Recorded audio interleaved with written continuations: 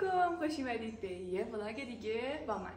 از فکر کنم 2 هفته 3 هفته قبل که قرار شد ما بریم وسیله‌های خونه رو عوض کنیم، بعد یه سری کارا انجام دادیم، رفتیم یه سری مبل و اینا دیدیم. از اون موقع تا الان شاید باورتون نشه من همینطوری رفتم تو لاک خودم و واقعا هم نمیدونم این 2 هفته داشتم چیکار میکردم. فقط یه سری اینا رو رفتم حضوری دیدم، دوباره میز و اینا رو رفتم دیدم، ولی چیزی واقعا خوشم نیومد و خب قیمت ها خیلی فرق داشت با پیجایی که میدیدم و قیمت هایی که ازشون میگرفتم. برای همین تصمیم گرفتم که میز تیوی و جلو مبلی عسلی و آنلاین بخرم و خب خیلی خوشحالم چون که رسیدن. دیروز فکر کنم رسیدن و خب من گفتم که با شما بچینم خونه رو و اینکه یه کنسولم سفارش داده بودم. کنسول و آینه رو 3 ماه 4 ماه قبل سفارش داده بودم، ولی خب تازه پیروز اینا رسید. نمیدونم حالا چرا اینقدر تاخیر داشت، ولی خب خوشحالم که با هم رسیدن. بعد یه مشکل بزرگم که توی چیدن خونه الان من دارم اینه که من رفتم 1-2 هفته قبل یه فرش قرمز برای خونه گرفتم چون فکر کردم که به خونه روح میده. بعد از قضا وسیله ها که اومدن، حالا اینا رو نشونتون میدم، اینا که اومدن من یهو دیدم که من اصلا فرش قرمز دوست ندارم، ولی خب اینو دیگه خریدم و خب چاره ای نیست. حالا شما بهم بگید که من واقعا باید با این چیکار کنم. رفتم یه فرش توسی هم گرفتم که این به این دکوراسیونه بیاد، حالا ذهنم یه ذره آروم‌تر شه. از دوستام اینا که میپرسم میگن خب فرش قرمزم خوبه، ولی بعضیا میگن که نه، میز و اینا رو چون سفید گرفتی فرش توسی خیلی خوبه و من واقعا نمیدونم چیکار کنم. فرش قرمز و تنها کاری که میدونم اشتباه انجام دادن اینه که من فرش قرمز رو نباید میگرفتم، چون که توی دکوراسیون خونه شما وقتی که همه چیز سرده یه آیتم گرم بیاری خوب میشه، ولی بیای گرم و سرد و اینا رو خیلی با هم ترکیب کنی، رنگا رو اصلا با هم مچ نکنی توی دکوراسیون خونه، خیلی اوضاع به هم ریخته ای میشه. حالا من این فرش توسیه رو میندازم و فرش قرمز رو میبرم اون بالا که شاید یه دکور سنتی یه چیزی هم اون بر چیدم، ولی خب تنها چیزی که میدونم الان اینه که تو نباید فرش قرمز میخریدی. حالا بریم. من توی کاغذ یه چند تا طرحینا کشیدم برای دکوراسیون خونه که خب خونه تقریبا مربع رو داره، اون 4 تا ضلع مربع رو داره که شما 2 تا تک نفره، 2 تا 4 نفره، 2 تا 3 نفره اینا بذاری، یه برم تیوی رو بذاری خوب از آب در بیاد. ولی مشکلی که خونه داره اینه که خب پرده‌ای که باید یک سر نصب میشد تا یک قسمتی نصب شده و خب اینو من الان بهتون نشون میدم. قسمت بعدی که در باشه برای ورودی حیاط خالیه که اینو من نمیدونم باید چیکارش کنم، ولی خب از اونجایی که خونه اجاره است من نمیخوام برای خونه یکی دیگه هزینه کنم، پس به همین منوال میگذرونیم. و مشکل دیگه اون بالاست که پشت سر من میبینید و حالا الان توی چیدن دکوراسیون هم بهتون نشون میدم که خب من نمیدونم با اون قسمت باید چی کار بکنم.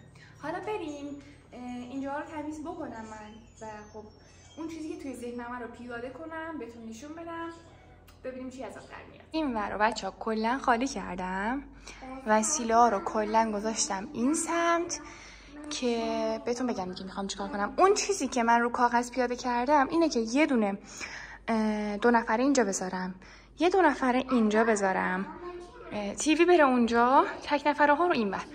حالا میشینم بهتون نشون میدم. فعلا تمیزش بکنم. قشنگ احساس میکنم یه دونه از اون چیزا روسریا میبندن دور سرشون موقع تمیز کردن، بعضی یه دونه از اینا کم دارم، بعد یه چادر کم دارم بندازم دور کمرم. امروز انقدر کار درست کردم برای خودم اصلا یکی نیست بگه بابا ولش کن دیگه. ولی واقعا کاش چیز خوبی از آب در بیاد. میدونی دکوراسیون قبلی، حالا اگه عکسش باشه این بغل براتون میذارم، کلا یه چیز زمین تا آسمون فرق داری با این دکوراسیون بود و من نمیدونم که قراره خوشم بیاد، خوشم نیاد، دلمو بذاره یا نذاره. بزنه، ولی خب دلم یه تغییر اساسی میخواست، چون که برید ویدیوهای اول چنل رو ببینید میدونید که من چرا این کار کردم، یه هوی دلم خواست همه چی رو تغییر بدم. ولی خب حس شیشم هم میگه قرار چیز خوبی از آب در بیاد. یه تی بکشم، میستیری رو بیارم، نظرت رو بگیم دیگه.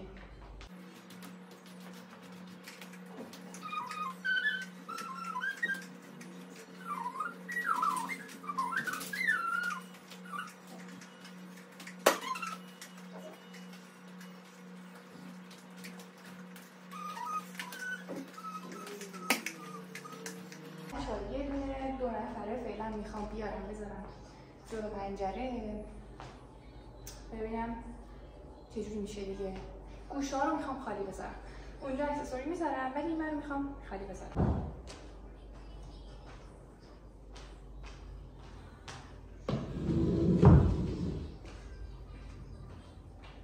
سنگینه.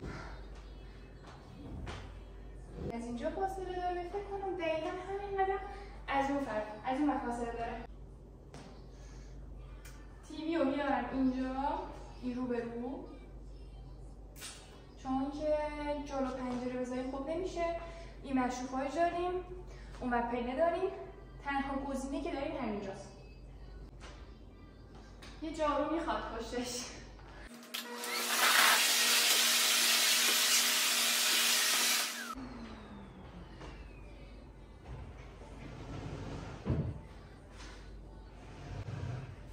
تیوی رو هم میتونم اینجوری بذارم بمونه، همین که 2 تیکش کنم که حس میکنم 2 تیکه باشه خیلی چیک‌تر میشه، چون میتونم اینجا این بین این و این بین 2 تا تیکه اکسسوری هم بذارم.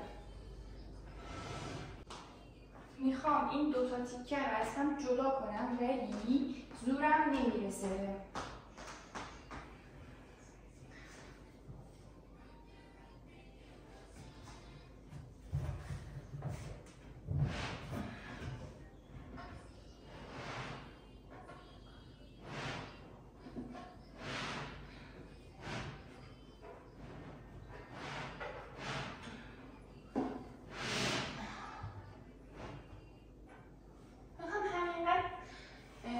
بسش باشه. یا یه ذره دیگه هم میخوام که فضا بدم، هم دیوار رو میتونه ساپورت کنه، هم خوشگلیش اینجوری بیشتر به چشم میاد.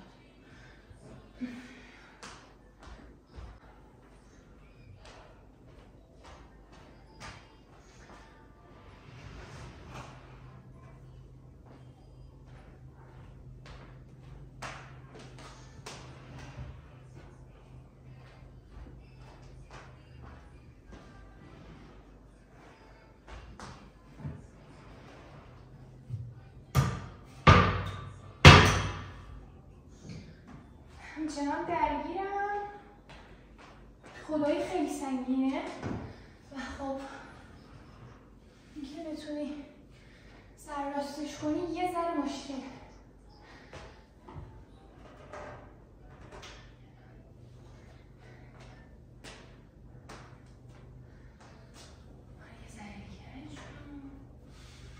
خب الان این نهایی این شد دیگه. اینو من دوست داشتم که بچسبونمش به دیوار ولی نمیشه، چون که یه لوله گاز اینجا نصب کردن، اینو نمیشه بچسبونم به دیوار، ولی خیلی دوست داشتم بچسبونم به دیوار، تیوی هم بزنم به دیوار. یه تیوی وال خیلی قشنگی از آب در میومد که نشد. تلویزیون رو میذارم اینجا رو این قسمت و قسمت قهوه‌ای رو این ورو یه چیزایی حالا میچینم دیگه.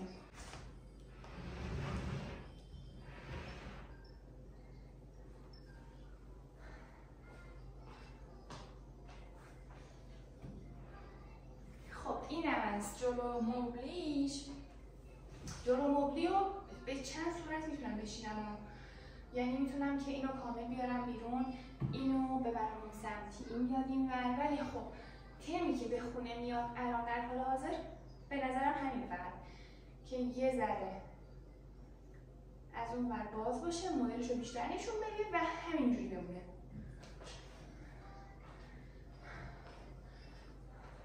بچه ها فعلا دکوراسیون این شکلی شد. حالا نمیدونم نظرتونه یا نه. بریم اکسسوریا رو بذاریم رو میز تیوی ببینیم چه شکلی میشه دیگه.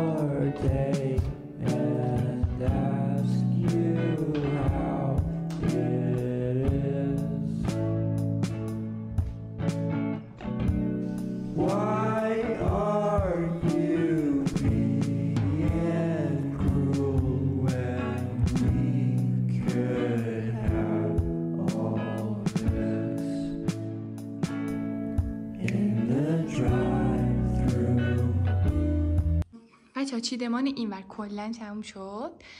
حالا چیزی که خیلی ذوق دارم اینه که آینه کنسولم دقیقاً همون جوری شد که میخواستم. یعنی دقیقاً همون جوری که میخواستم در آوردن. خیلی قشنگ شد.